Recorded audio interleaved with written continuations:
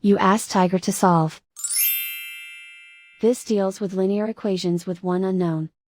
The final result is h equals 3.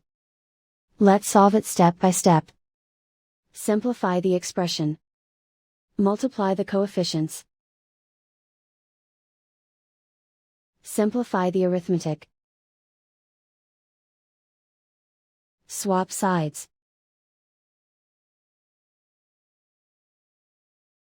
Group all constants on the right side of the equation. Subtract 112 from both sides.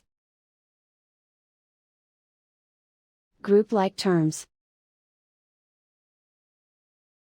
Simplify the arithmetic.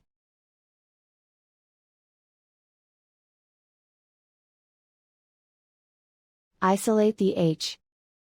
Divide both sides by 8. Simplify the fraction. Find the greatest common factor of the numerator and denominator. Factor out and cancel the greatest common factor. And so the final result is h equals 3.